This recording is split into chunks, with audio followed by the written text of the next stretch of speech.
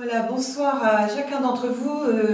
Deuxième petite vidéo pour vous aider sur ce chemin de la lecture de l'Exode. Donc, pour les premières questions qu'on avait déjà envisagées à partir de vos demandes arrivées sur le site, il y avait principalement des questions autour du contexte d'écriture, de l'historicité, du personnage de Moïse, et puis aussi de la question assez importante. Beaucoup d'entre vous se sont manifestés sur ce point-là, de l'endurcissement du cœur de Pharaon. Et vous vous souvenez que le père Emmanuel Pétol vous avait expliqué que d'abord, ce n'est pas le cœur psychologique ou affectif, mais le discernement. Et que le discernement de Pharaon est obscurci. Alors aujourd'hui, on vous se propose avec le père Bernardin d'aller un petit peu plus en avant dans les questions qui se posent encore. On répondra malheureusement pas forcément à tout, on va essayer d'avancer au maximum pour vous répondre et vous mettre à l'aise avec la lecture de ce texte, que peut-être il faudra que vous relisiez à nouveau frais. Alors, la question historique, je crois qu'on a bien cerné que la première partie du livre de l'Exode que vous avez lu, nous ne sommes pas sur une histoire à proprement parler, nous sommes sur une épopée qui est aussi, c'est à la fois une saga, c'est l'histoire de la fondation d'un peuple, c'est un texte qui est très essentiel dans l'histoire d'Israël parce que c'est vraiment le moment où Dieu se manifeste comme un libérateur, comme un sauveur déjà. Il y a cet épisode tout à fait magnifique, peut-être que vous n'êtes pas arrêté assez longtemps, au chapitre 3 du buisson ardent, Dieu qui rencontre Moïse et Moïse qui rencontre Dieu, donc avec ce qu'on appelle la crainte, qui est en fait pas du tout la peur de Dieu, mais un respect immense devant le vertige que représente la présence de Dieu. Et la remise en contexte est importante. N'oubliez pas que nous sommes dans la période antique, une période où les grands empires se confrontent fortement, où les petits royaumes sont un peu valdingués, alors pardon d'utiliser des mots comme ça, mais ils passent de la domination d'un empire à l'autre. Et puis ce petit peuple d'Israël qui est à l'origine un peuple de nomades et qui se retrouve pris dans ces grandes questions géopolitiques qui le dépassent entièrement, mais qui va, riche quand même de rencontres avec d'autres civilisations, petit à petit, devenir un peuple en soi, avec une originalité absolument incroyable, que les autres peuples, petit à petit, commenceront à reconnaître comme tel. Donc ce point-là est important, c'est un peuple original, et même les Juifs disent de même qu'ils sont séparés. Et ce mot est important, c'est kadosh en hébreu, K-A-2-D-O-S-H, et kadosh ça veut dire séparé, mais ça veut dire aussi pur, et ça veut dire aussi saint. Et qui est-ce qui est kadosh? Eh bien c'est Dieu. Dieu est en autre, il est séparé, il est pur et il est saint. Et il se veut un peuple qui lui soit semblable. Donc tout le travail de ce peuple au long des siècles et encore jusqu'à aujourd'hui, puis les chrétiens qui vont suivre, eh bien c'est d'essayer de trouver la meilleure attitude possible pour être proche de Dieu et lui ressembler, puisque plus tard des textes diront que l'homme est fait à l'image et à la ressemblance de Dieu, ce qui est absolument incroyable. Dans l'histoire des religions, jamais des dieux n'auraient accepté que les hommes soient créés à leur image et à leur ressemblance. Certainement pas. Donc, tout le livre de l'Exode, et je rappelle, c'est le deuxième livre du Pentateuque, des 5 livres fondateurs de la Bible, tout ce livre de l'Exode est à comprendre comme un livre de fondation, comme un livre vraiment qui va structurer à la fois la vie du peuple, la vie au plan religieux, au plan social, familial, etc., et puis aussi qui s'enracine dans un événement tout à fait étonnant, qui est la libération de l'esclavage, la traversée de la mer. Ils sont passés en fait de la vie d'esclavage à travers la mort, puisqu'on peut considérer que cette traversée de la mer, poursuivie par la petite armée égyptienne qui les poursuivait, eh bien, c'est comme une mort, ils ont vraiment cru mourir, et puis ils retrouvent une vie nouvelle de l'autre côté, quelque chose qui les étonne tellement qu'ils se disent ça ne peut pas être de nous, ça c'est certain que c'est pas nous, c'est forcément Dieu qui agit pour nous. Et tout se fonde là-dedans. Alors je l'avais dit je crois la dernière fois, c'est un événement historique, ça c'est certain, dont nous n'avons plus les traces, mais comme beaucoup d'événements historiques, et nous n'avons pas à chercher l'historicité telle que nous la pensons aujourd'hui, ce serait anachronique. Donc il s'est passé quelque chose, il y a un caillou qui a été jeté dans l'eau, et puis nous en avons encore les ondes. Donc ça veut bien dire qu'il y a eu quelque chose qui s'est passé. Et aujourd'hui, nous en avons encore les échos, bien longtemps, 2000, 3000 ans après. Alors, un point important du premier livre, c'est,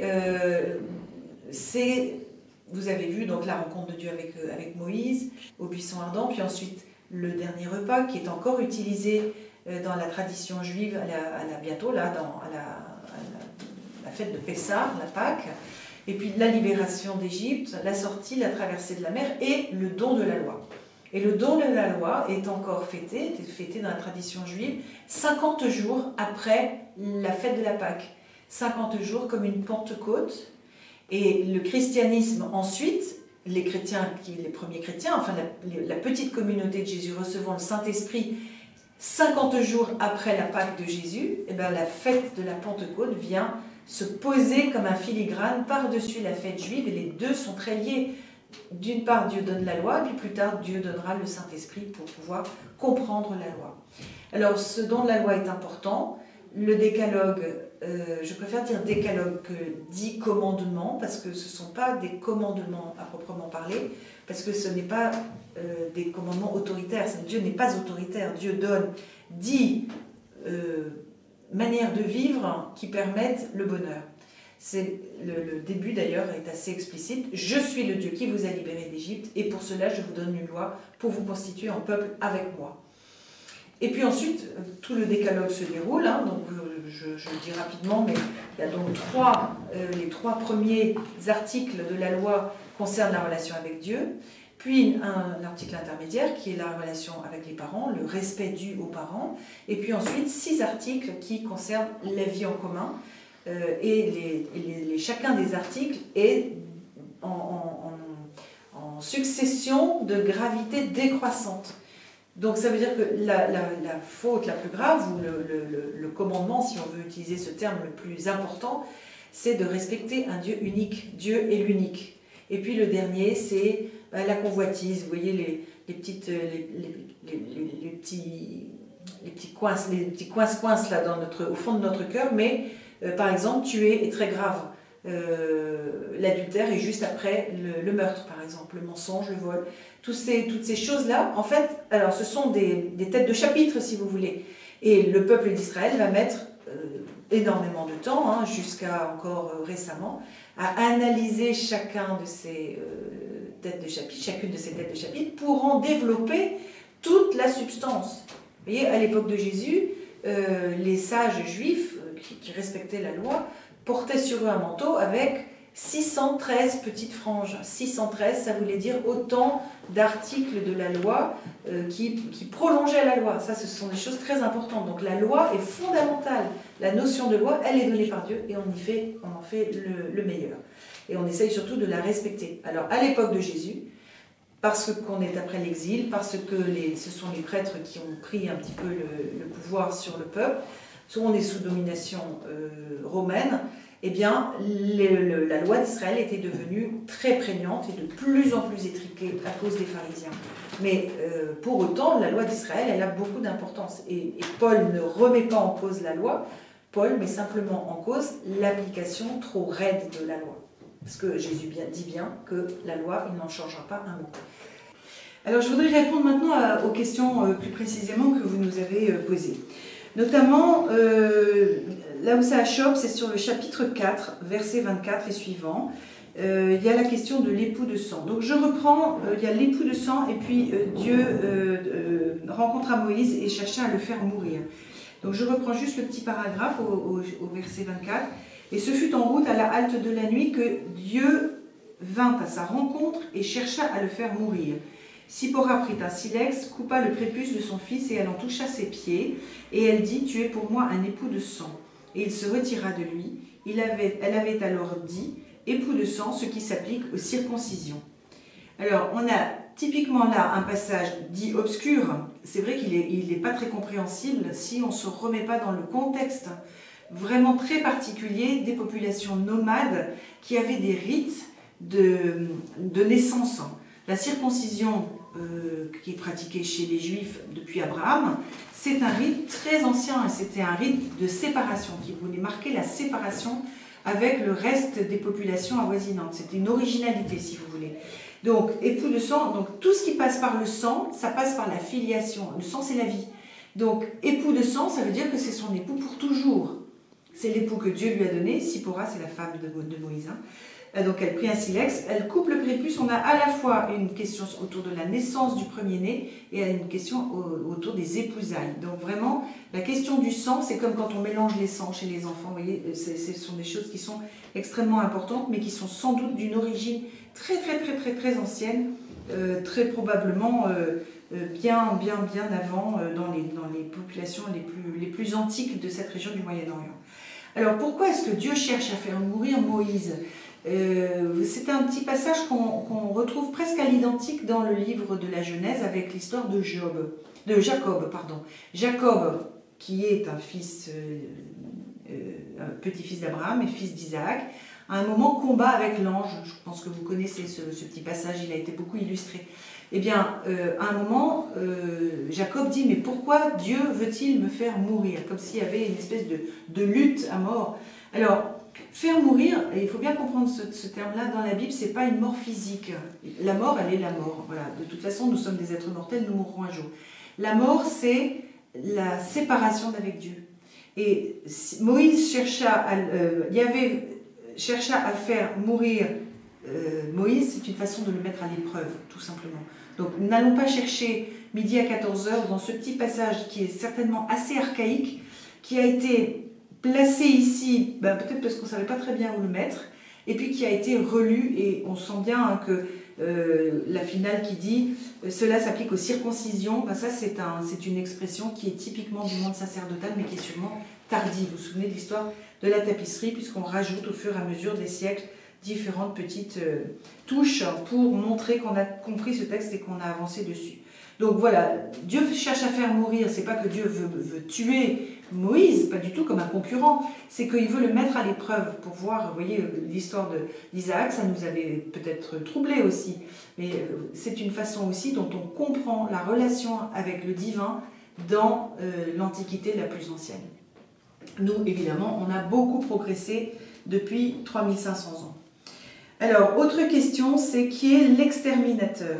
Comme dans le livre de Job, Dieu permet à l'exterminateur de frapper. C'est difficile de comprendre que Dieu accepte que le mal agisse sur terre. C'est un problème qui est quotidien.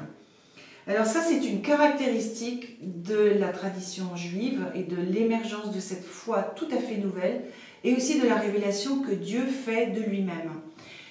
Ce que nous dit le judaïsme, ce que nous dit le livre de l'Exode, ce que nous disent tous les livres de l'Ancien Testament, c'est que Dieu se révèle comme le Créateur, comme le maître de l'histoire, comme celui qui veut la vie de l'homme, il veut la vie du monde, c'est le créateur aussi du cosmos, il a donné un ordre et un équilibre à ce monde, mais c'est un monde qui est fini, c'est un monde qui est limité en soi. Donc, il est aussi limité par d'autres caractéristiques, c'est notamment la notion de liberté. Toutes les autres religions antiques, avant le christianisme, avant le judaïsme, même encore certaines religions aujourd'hui, ne considèrent pas l'homme ni dans sa dignité, ni dans sa liberté. Et c'est encore une fois l'originalité de ce Dieu-là, qui ne peut pas créer sans donner en même temps une liberté. Et ça, ce point-là est très important. Ça veut dire que si Dieu laisse la liberté à sa créature, il prend le risque que le mal existe. Il n'y a pas deux dieux, il n'y a pas le Dieu du bien, le Dieu du mal, il n'y a qu'un seul Dieu, mais Dieu prend le risque que l'homme, que sa créature se détourne de lui et même combatte contre lui. Et si Dieu laisse agir l'exterminateur, c'est oui, Dieu laisse le mal agir sur terre. Mais ce que Dieu attend, c'est que nous en prenions nos responsabilités, que nous nous détournons du mal pour aller vers lui. Et comment fait-il? Avec une longue pédagogie, ce qu'on appelle l'histoire du salut, Dieu, petit à petit, montre quel est le bon chemin. Donc, vous voyez, le don de la loi, par exemple, c'est une des touches. Voilà, c'est un point d'appui, la révélation, le don de la loi, et puis ensuite il y aura les prophètes, et puis la catastrophe de l'exil, et puis finalement le Christ. Tout ça se prépare progressivement. Nous, on a déjà toute la fin de l'histoire. mais eux, dites-vous que ils découvraient les choses au fur et à mesure dans une culture particulière, et Dieu prend le temps, avec pédagogie, avec patience, de leur parler dans les mots qu'ils peuvent comprendre et dans les relations humaines qu'ils peuvent comprendre. Alors, pourquoi Dieu attache-t-il tant d'importance à tous ces rites qui viennent et reviennent sans cesse, du pain sans levain, l'agneau de tel âge, ce qu'on fait des os, des animaux, etc., etc. Je sais qu'on retrouve ces rites un peu partout dans la Bible, mais je me suis posé la question de la signification de tant de rites qui n'ont pas trop d'intérêt. Jésus le dira d'ailleurs dans le Nouveau Testament, dans le livre de l'Exode, puis ailleurs dans la Bible. Donc là, il y a plusieurs questions qui vont un petit peu dans le même sens. Et effectivement, vous avez vu, la troisième partie est vraiment centrée sur les rites. Alors, je l'ai dit l'autre fois, ces textes ont été beaucoup relus, notamment par la caste sacerdotale d'Israël, qui avait construit d'abord la tente de la rencontre, et puis quand ils se sont installés en terre d'Israël, ils ont construit une ville, et puis ensuite ils ont construit un temple. C'est le roi Salomon qui va construire le premier temple. Mais avant, il y avait des sanctuaires. Et un sanctuaire est forcément lié à des rites. Pourquoi des rites? Parce que nous, on croit qu'on n'a pas besoin de rites, mais en fait, toutes les religions pratiquent des rites. Et les religions antiques avaient des rites très importants, très solennels, qui étaient presque un peu impressionnants d'ailleurs, parce que c'était une façon d'attirer les gens vers ces fameuses divinités qu'on pensait servir de cette façon. Les Israélites, quand ils ont décidé progressivement d'organiser leur vie rituelle, leur vie religieuse, étaient bien conscients qu'il fallait des rites très manifestants de leur foi. Donc les rites, ils sont d'abord hérités des traditions les plus anciennes, les plus antiques. Chez les Mésopotamiens, chez les Égyptiens, on avait toutes sortes de rites pour saluer les divinités, pour saluer le matin, pour saluer les énergies vitales, pour célébrer la naissance, le mariage, la mort. Chez les Égyptiens, toute la ritualité de la mort était très très très avancée. Donc c'est pas étonnant que les Hébreux aient utilisé finalement les mêmes habitudes. Ce qui est très original, c'est que c'est terminer les sacrifices humains, par exemple, et là, c'est des sacrifices d'animaux. Et les sacrifices d'animaux, il y a une progression en fonction de l'action de grâce et de l'expiation, puisque c'est ça que signifie le sacrifice. Si on a beaucoup à remercier ou si on a beaucoup à demander pardon, on va prendre un très gros sacrifice, donc un très bel animal ou très cher, en fonction de ses moyens financiers. Vous voyez, tout ça est finalement très quotidien et très naturel. Nous avons plus symbolisé les rites aujourd'hui et peut-être même effacé certains rites. Je pense à la tradition protestante, par exemple, où les rites ont été volontairement écartés pour essayer de retrouver une foi pure. Mais dans la tradition orthodoxe, au contraire, les rites sont très importants et tout est signifiant. Donc, nous sommes des êtres incarnés et pour entrer en relation, et c'est ça le mot religion, pour entrer en relation avec Dieu, eh bien, nous passons par des rites. Et il faut comprendre que là, on est sur des rites, on est dans la collection des rites ici. Vous verrez peut-être dans d'autres livres, effectivement, mais quand même, l'Exode est le livre où il y a le plus de rites indiqués, avec un luxe de détails, parce que c'est d'une certaine façon le vadémécum des prêtres. Donc, vous verrez dans le Lévitique, si un jour vous avez la curiosité d'y voir, d'y jeter un œil, eh bien, dans le Lévitique, il y a une collection aussi de façons de faire quand on a des lépreux, quand on a telle maladie, quand on a tel accident, quand on a telle position sociale, etc. Donc, voilà, ne nous étonnons pas, dans certaines situations, il y avait certains rites, et dans d'autres situations, il y avait d'autres rites. Et puis, ça, c'était important parce que Jérusalem est devenue une ville de pèlerinage, où il y avait l'Arche d'Alliance. Donc tout ça, ça s'organise. Vous voyez, je ne sais pas si vous êtes déjà allé en pèlerinage quelque part, eh bien, il y a quand même une certaine façon de se comporter. On monte à un certain endroit, on s'incline. Voilà.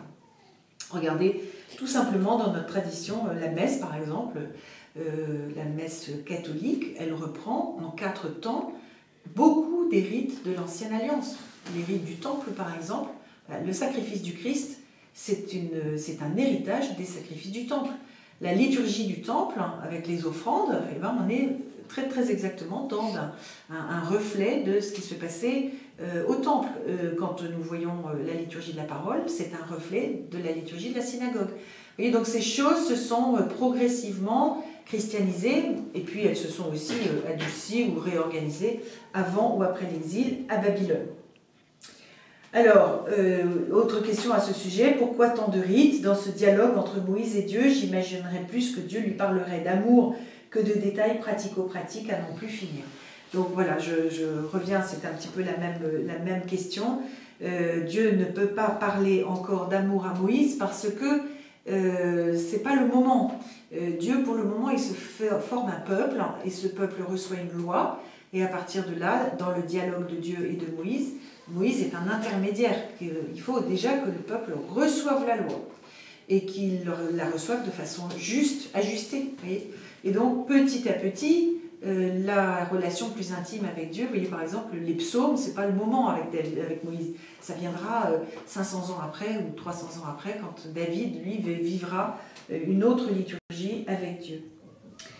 Alors, je voudrais aussi aborder une question qui est au chapitre 13, et vous me posez la question au verset 12, « Tout fils premier-né, tu le rachèteras, comme pour Abraham, Dieu ne veut plus de sacrifice humain, ou que veut dire « tu le rachèteras ». Alors, dans la traduction que vous avez, effectivement, vous avez racheté, et dans d'autres traductions, nous avons le mot, par exemple, consacré. Donc, vous voyez que racheter, consacrer, ou bien remettre oui, également. On est sur quelque chose d'un tout petit peu particulier également, puisqu'il y a aussi ici dans ma Bible le mot céder. Qu'est-ce que ça veut dire? Ça veut dire que Israël a pris très rapidement l'habitude que le premier enfant qui ouvre le sein de la mère, voilà, c'est l'expression consacrée, qui ouvre le sein de sa mère, c'est-à-dire qui fait que sa mère devient mère, ce premier enfant, un garçon en particulier, est consacré à Dieu d'une façon symbolique. Il est remis de la même façon, vous voyez, après on le dit, une tête de petit bétail, et la même chose pour les moissons. Mais ça veut dire que le peuple d'Israël se reconnaît fils de Dieu, se reconnaît recevant tout de ce Dieu-là, y compris la liberté, y compris la vie, y compris la loi, etc. Donc, quand Dieu donne, eh bien, il est bon de lui redonner, comme une sorte de grâce donnée à laquelle on répond par l'action de grâce. Donc, on consacrait symboliquement les enfants, mais on ne donnait pas aux enfants, les enfants à Dieu de façon matérielle, hein, mais on consacrait cet enfant-là qui avait ouvert le sein de sa mère et donc qui avait créé une nouvelle filiation, une nouvelle génération d'enfants de Dieu. Donc ces enfants-là étaient consacrés de façon particulière à Dieu. Et c'était le premier-né, ou la première gerbe de la moisson, ou la première tête de bétail. Donc vous voyez, on est dans une société qui est agricole aussi, hein, donc tous les dons de vie que Dieu fait, on le remercie de cette façon en lui consacrant ce que nous avons de plus cher. On n'est pas du tout dans le sacrifice humain, c'est terminé, les sacrifices humains n'ont plus cours depuis Abraham. Et là encore c'est pédagogique, ça veut dire quand le peuple décide d'agir comme ça veut dire que Dieu est le premier servi. Ouais, on a des échos comme ça hein, chez les chrétiens. Alors, la question la plus récente que nous avons reçue dit ceci. Après avoir édicté les 10 commandements, on est très étonné à la lecture des chapitres 21 à 23 d'entendre Dieu dire à Moïse toutes les règles de vie, comme une sorte de code civil, extrêmement détaillé et souvent antinomique avec ce que nous révélera Jésus. Comment le Seigneur peut-il demander à son peuple de suivre ces règles, œil pour œil, dent pour ensuite envoyer Jésus nous dire de tendre l'autre joue? Faut-il plutôt comprendre que c'est Moïse qui fait, je n'ai pas bien lu, au mieux en donnant ce code civil à ce peuple au cœur endurci? Est-ce que c'est Dieu qui dicte cette loi à Moïse et son peuple? Alors, c'est un point qui est déjà revenu et je voudrais y répondre à nouveau. Oui, on est très étonné que Dieu donne autant, que le peuple d'Israël se soit autant livré dans les détails de l'application de la loi. Ça peut nous paraître obsolète, mais en fait, n'oubliez pas que c'est constructif pour eux, c'est vraiment fondateur pour eux. S'ils n'ont pas une loi très, très particulière, ce peuple va disparaître, purement et simplement. Et donc, ce qui va disparaître aussi, ce sera la révélation et l'alliance. Donc, tout ça, tous ces codes qui peuvent nous sembler totalement dépassés, permettent de structurer le peuple. Et puis, deuxièmement, N'oublions pas qu'à l'époque de Moïse et de ce peuple débutant, je dirais, le droit n'existe pas. Les lois sont très arbitraires. Que ce soit les lois dites des dieux sur les humains ou des humains entre eux, les lois sont très dures. On est dans des sociétés de caste, on pratique l'esclavage, on pratique la cruauté, le faible est systématiquement éliminé, c'est toujours la loi de la jungle, on se venge d'un vol, alors que la loi qui est amenée ici par les Hébreux, c'est une loi du œil pour œil, dent pour dent. Donc c'est déjà un progrès par rapport à la loi plus ancienne qui était beaucoup plus arbitraire. Œil pour œil, dent pour dent, ça veut dire que celui qui t'a volé une brebis, tu peux lui reprendre une brebis, mais pas plus. Donc c'est déjà une limite de la vengeance. Et donc ça pose une justice. Et c'est vrai que Jésus ensuite, le peuple lui-même, mais Jésus ensuite viendra non pas apporter une justice d'abord, mais une miséricorde d'abord. C'est ça le grand renversement avec Jésus. Donc ne comparons pas trop la loi de Moïse et la loi du Christ. Elles ne sont pas fondées de la même façon, même s'il y a beaucoup de points communs.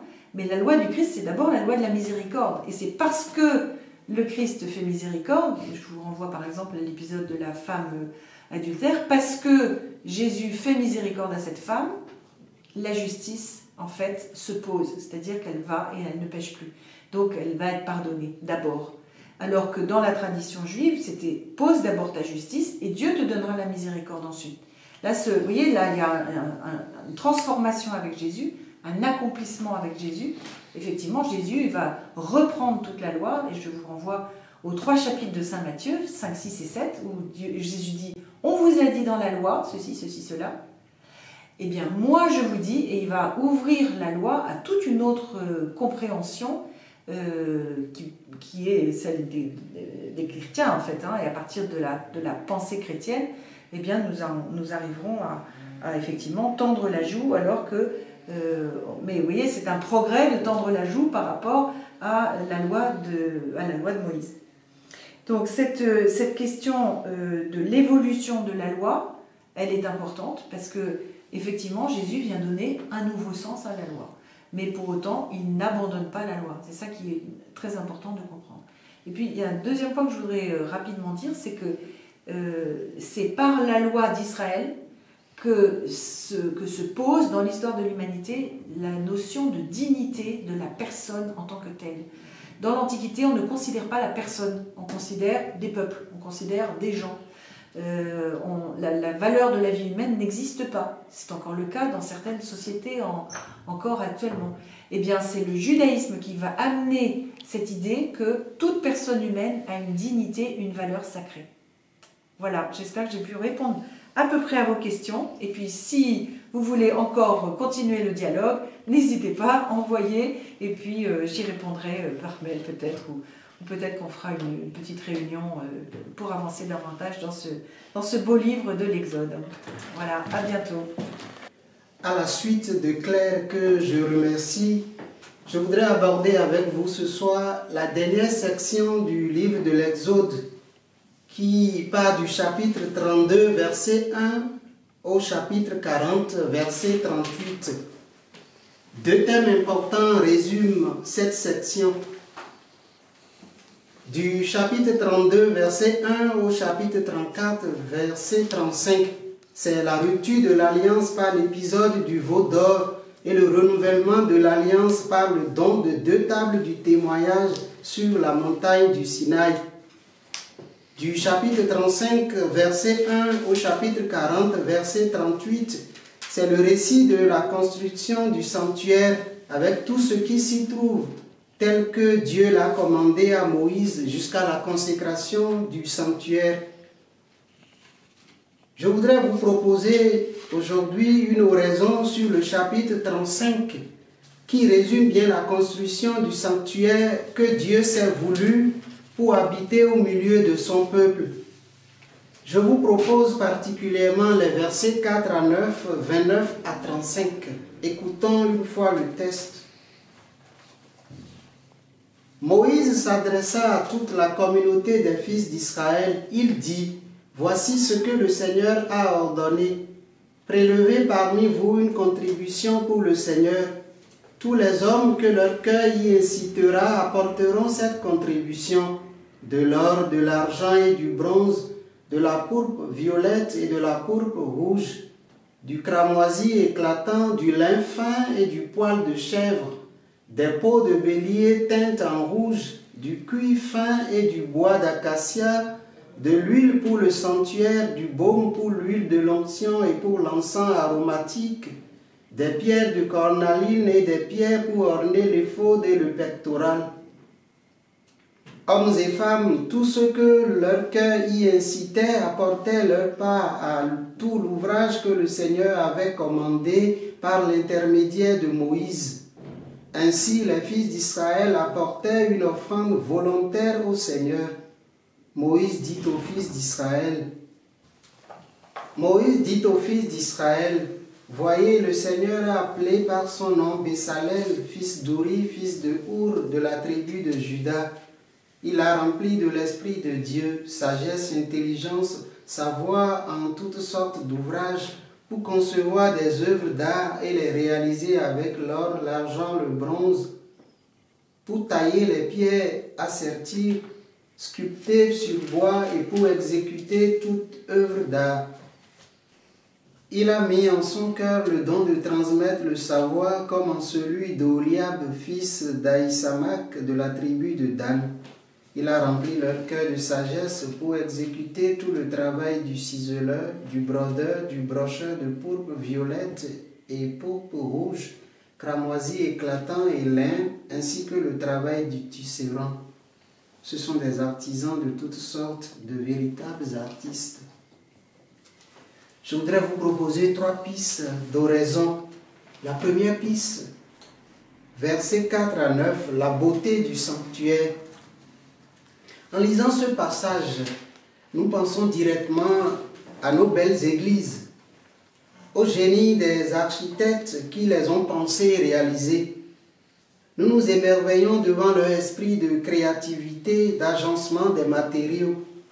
Nous essayons parfois de nous demander pourquoi telle ou telle chose est ici et non ailleurs, et nous trouvons qu'en fait, il y a une logique derrière.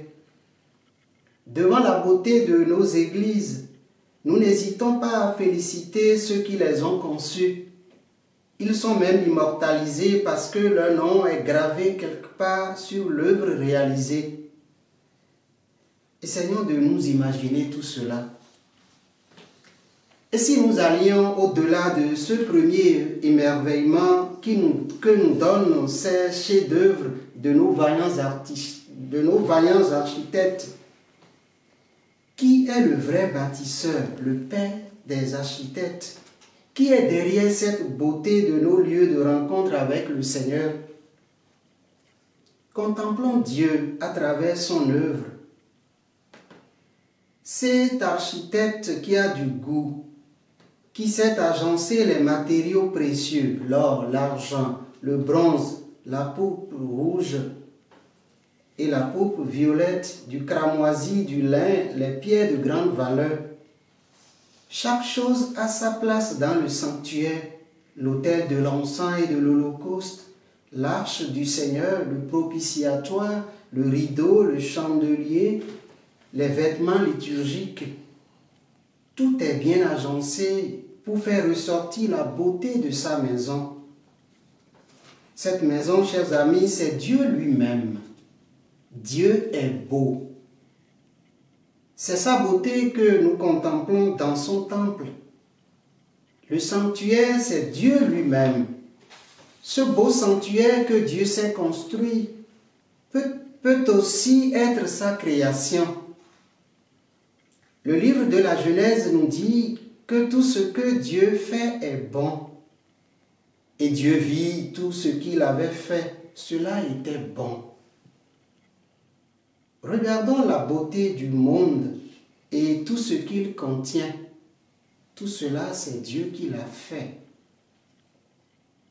La beauté du sanctuaire dont Dieu est l'auteur peut aussi nous rappeler notre cœur qui est l'habitation de Dieu. Le cœur de l'homme a été créé beau par Dieu. le savons-nous? Quels soins nous en prenons? La deuxième piste d'oraison, c'est le verset 29 que j'intitule « Les offrandes du peuple ». Moïse proclame ensuite le désir de l'Éternel de recevoir une offrande de son peuple, l'offrande de nombreux matériaux nécessaires pour bâtir le sanctuaire. Il me vient à l'esprit ce grand panneau dans la crypte de Jeanne d'Arc qui porte les noms de ceux qui ont participé à la réalisation des travaux. Même si la liste n'est pas exhaustive à cause de la sensibilité de certains paroissiens qui n'ont pas voulu y figurer, ce panneau représente l'offrande du peuple de Dieu de Jeanne d'Arc, l'offrande de tous les paroissiens, de chacun de vous. Qui suis-je pour que Dieu m'associe à la bénédiction qu'il veut donner à son peuple, puisque par la construction du sanctuaire, c'est Dieu qui vient habiter son peuple et le bénir. Dieu veut que son peuple entre dans ses propres pensées de bénédiction pour eux et il leur accorde dans sa grâce le privilège d'apporter ces matériaux comme une offrande. Il leur indique ce qu'ils devaient donner, bien que tout ce qu'ils possédaient vint de lui, et ensuite ils le considèrent comme une offrande de leur part. Toutes les bonnes œuvres sont le fruit de l'Esprit de Dieu et sont préparées à l'avance par Dieu. Tout ce que j'offre à Dieu doit procéder de mon cœur qui a été disposé par son Esprit. Mon offrande doit être spontanée et non arrachée par une pression extérieure. L'apôtre Paul le confirme lorsqu'il dit que chacun fasse selon qu'il se l'est proposé dans son cœur, non à regret ou par contrainte, car Dieu aime celui qui donne joyeusement. 2 Corinthiens 9, 7. Le don de notre cœur, de notre vie, est aussi et surtout l'offrande que Dieu attend de nous. Chacun peut réfléchir sur la manière dont il se donne au Seigneur. Qu'est-ce que j'ai que je ne suis pas encore prêt à lui donner? La troisième piste d'oraison, c'est le verset 35, les versets 31 à 35, que j'intitule « La sagesse des ouvriers ». Voyez comment l'homme peut entrer dans un projet qui n'est pas le sien, se l'approprier, le comprendre et le réaliser jusque dans les moindres détails comme s'il venait de lui. Ce n'est certainement pas une capacité, une faculté que l'homme possède de lui-même par sa seule force. Toute sagesse vient de Dieu. Dieu est lui-même la sagesse qui se donne à l'homme pour vivre en conformité à lui. Si la libéralité est le fruit de l'action de l'Esprit de Dieu, la sagesse l'est également. La libéralité pourvoyait aux matériaux nécessaires et la sagesse les employait selon la pensée divine. Dieu a rempli Bessalel de son esprit et lui a donné sagesse, intelligence, savoir en toutes sortes d'ouvrages. À lui et à Oliab, il avait aussi mis au cœur le don d'enseigner. Les ouvriers étaient donnés par Dieu. La sagesse et la connaissance nécessaires à l'exécution de leur travail venaient aussi de lui par l'action de son esprit. Et la capacité d'enseigner les autres était encore un don de sa part. Associé à ces deux hommes, nous trouvons tout homme sage de cœur, à qui l'Éternel avait donné de la sagesse et de l'intelligence pour savoir faire toute l'œuvre du service du lieu saint, pour faire selon tout ce que l'Éternel avait commandé. Nous avons certainement dans ces ouvriers le modèle de vrais serviteurs de Dieu, tous ceux-là qui ont été appelés par Dieu et dont les activités sont le fruit de son esprit. Chacun peut se considérer appelé par Dieu pour devenir son serviteur. Je me sentirai toujours petit, indigne, pas à la hauteur de la tâche que Dieu me confie, mais ma capacité viendra toujours de lui.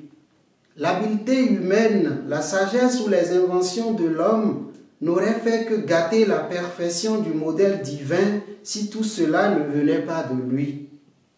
Le serviteur ou l'ouvrier de Dieu ne doit être qu'un vase pour la manifestation de la sagesse, de la connaissance et de l'enseignement divin. D'où me viennent mes capacités? À quoi me servent-elles? Sont-elles au service de la gloire de Dieu pour l'exécution de sa volonté à mon profit et à celui des autres?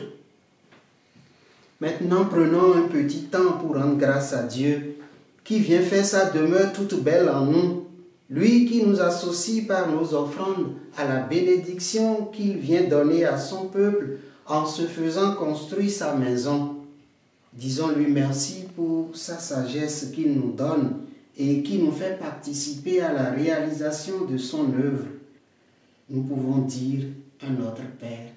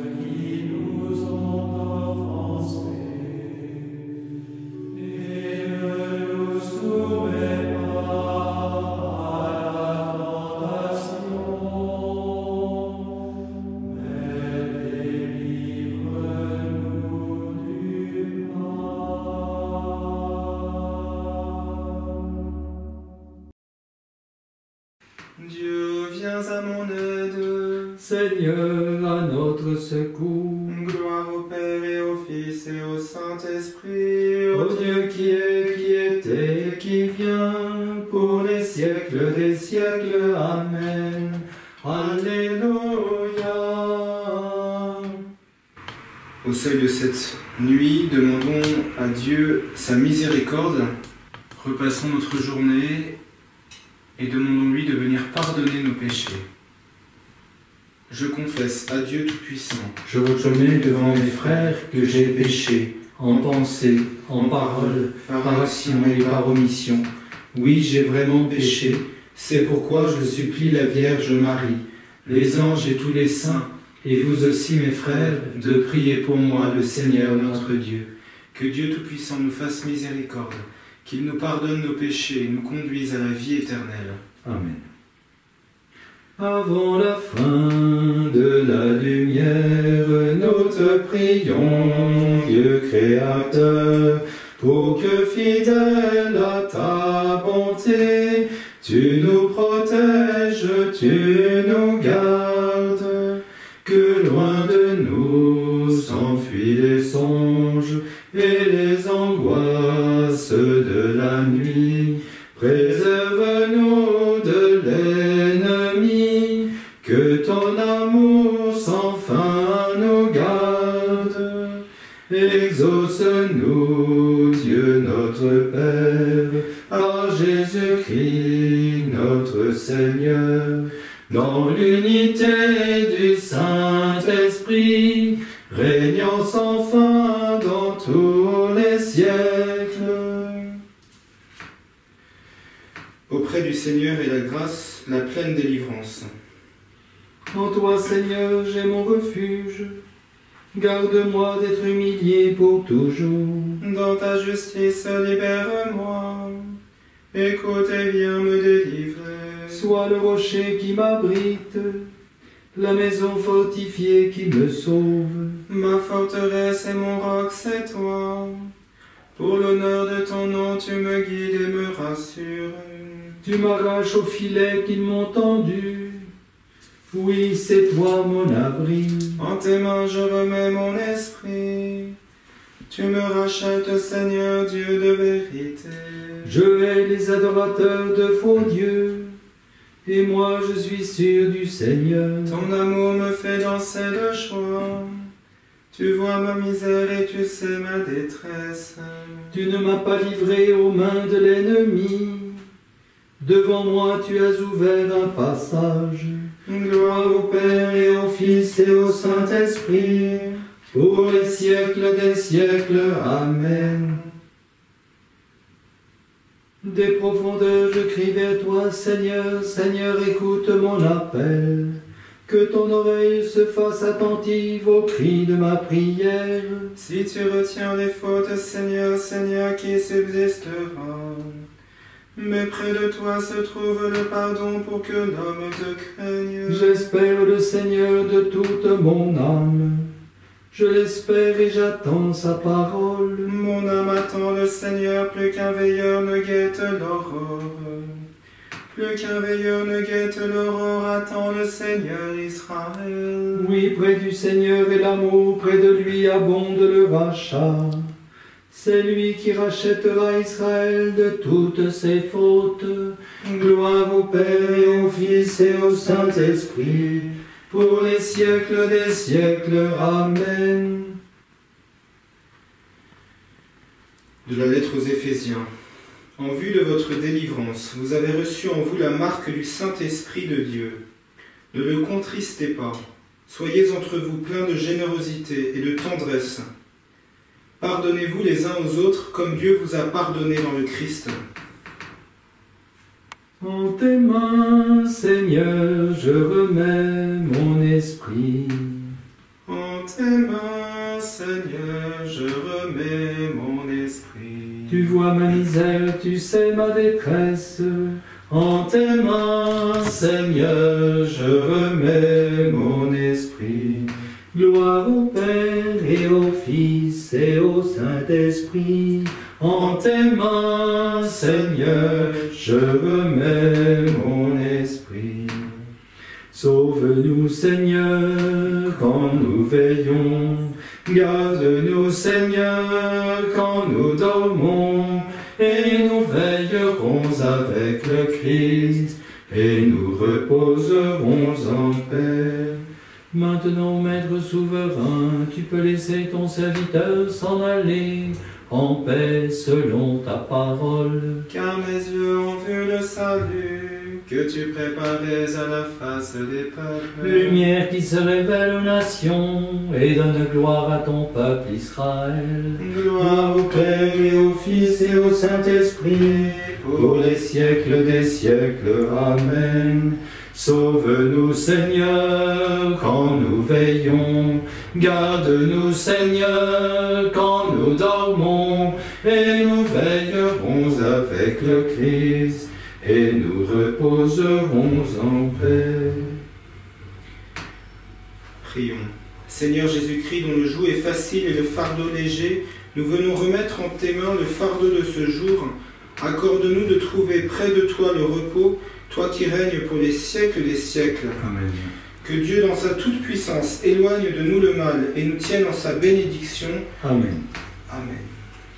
Ave Regina Celorum, Ave Domina Angelorum, Salve Radix, Salve Porta, Ex qua mundo lux est torta, Gaude Virgo gloriosa, Super omnes speciosa, Valeo valde de